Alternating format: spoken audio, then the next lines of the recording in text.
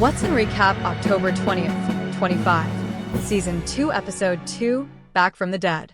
Tonight on CBS, Watson returns with an all-new Sunday, October 20th, 2025, Season 2, Episode 2 called Back from the Dead, and we have your weekly Watson recap below. In tonight's Watson Season 2, Episode 2 called Back from the Dead, as per the CBS synopsis, when a microbiology university researcher returns from an expedition to Siberia, she and her team members fall ill from a possible revived pathogen or zombie virus. Meanwhile, Watson catches up with his friend Sherlock Holmes after finding out he is alive, and Ingrid unexpectedly finds herself near the team. So make sure to bookmark this spot and come back between 10 p.m. to 11 p.m. Eastern Time for our Matlock recap. While you wait for the recap, make sure to check out all our Matlock recaps, spoilers, news, and more right here. Tonight's Watson recap begins now. Refresh page often to get the most current updates. In tonight's Watson episode, the great Sherlock Holmes's return came with consequences. It always does with this man. He was believed to be dead. Watson saw him go over the waterfall with Moriarty. He assumed both were dead. Only Moriarty showed up again last year. Sherlock was showing up this season.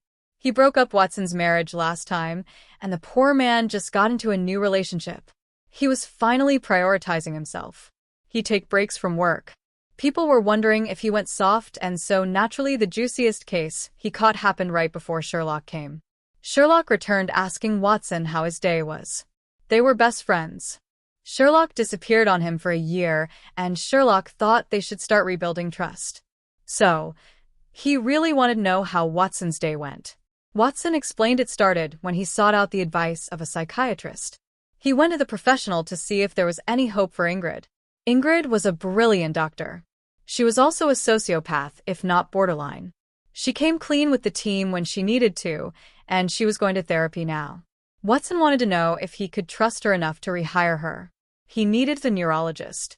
Ingrid was the best. The team wanted her back. Shinwell wanted her back. Watson just wasn't sure if he could trust her again, and so he got professional advice for people like Ingrid. He demanded to know if they can be saved. He didn't get the answer when Mary saw him. Mary needed his help. She has a doctor that was suffering from what looked like the flu, and the woman was demanding to see someone of Watson's renown because she didn't think it was the flu. Dr. Amelia Woodward was in fear for her life. She made arrangements for her brother living in care. She asked Watson to make sure her directives get sent to her cousins. Watson had to ask her why she was so scared. Amelia revealed that she studied the Arctic permafrost. They were studying it because the icebergs were melting. When they melt, they release whatever viruses were locked into the ice. Amelia didn't even go on the journey for herself, or the book she made on the topic. She needed money for her brother's extended care, and that was quite expensive. She kept digging out in Siberia. She found the woolly mammoth. They were bringing it stateside when the expedition got sick. One man was being interviewed in Watson's office when he collapsed. Ingrid was nearby. She wanted to confront Watson on why he was contacting her therapist. She saw the man on the ground. She rushed over to administer CPR. She believed it was a heart attack until he died, and Watson connected him to the expedition. It also meant both Watson and Ingrid were exposed to the zombie virus. They were sectioned off. The same with the expedition team. The symptoms weren't showed up anytime soon for Ingrid or Watson. It gave Watson an idea. He checked what they ate on this expedition. Someone brought a heavy bag of baking soda. They didn't have the zombie virus. They were suffering from food poisoning. Typhoid was in the gumbo. It also showed that one member of the expedition team was a killer. They almost killed Amelia too because she developed an abscess in her stomach and had required surgery to fix her stomach. Amelia didn't do this to herself. No matter how much money she wants to earn for her brother's care. Another member was dead.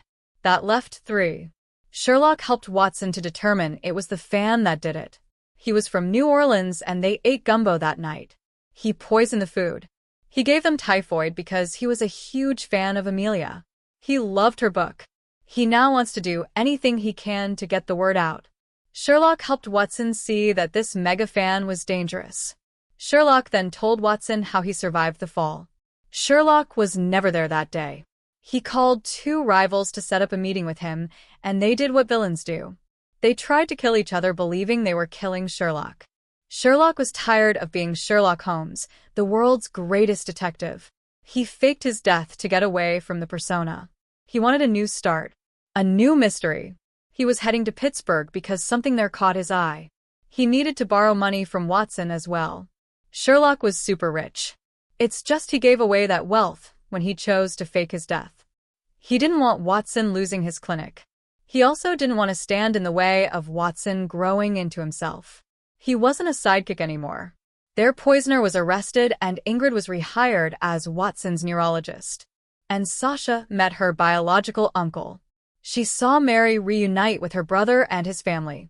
He made her question if her biological family ever wanted to contact her. She looked into it. Her uncle wanted to meet her. He was even willing to bombard her phone until she met with him. So she did. She met him, and she was finding out about her culture.